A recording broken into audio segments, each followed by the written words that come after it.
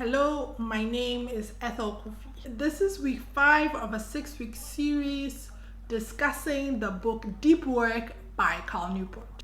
In the last few weeks, we've discussed rule 1, which is how to integrate deep work into your life with routines and rituals. And then we also discussed rule 2, which is how to build your mental capacity for focusing and deep work. This week we're discussing rule 3, which is about quitting social media.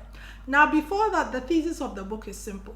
For you to perform at an elite professional level, you're going to have to spend time in distraction-free environment, concentrating on cognitively demanding tasks. Fear of missing out and feeling like what we have to say must be heard by the whole world. We have a tendency to spend copious amounts of time on social media. Now, his thinking is not that we stop using social media altogether, but we be intentional about how we use social media. He recommends that we use something he calls the Craftsman theory to figure out what social media channels to be using. So step 1 of that is to identify the core factors for success and happiness in our lives. And step 2 of that is to list 2 to 3 activities that substantially impact those core goals.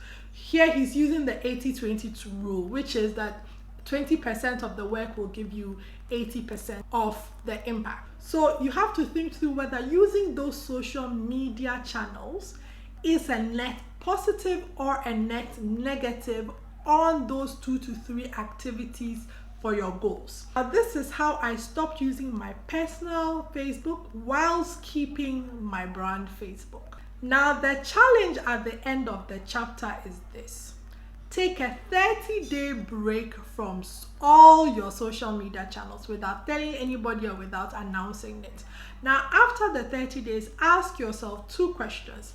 Would the last 30 days have been notably better if I was still using that social media channel? 2, did people miss that I was not on the platform at all? Now, if both of these questions come back with no, then he recommends and suggests that you stop using that social media channel. Now, next week, we will look into rule 4, which is draining the shallows. Thank you for listening.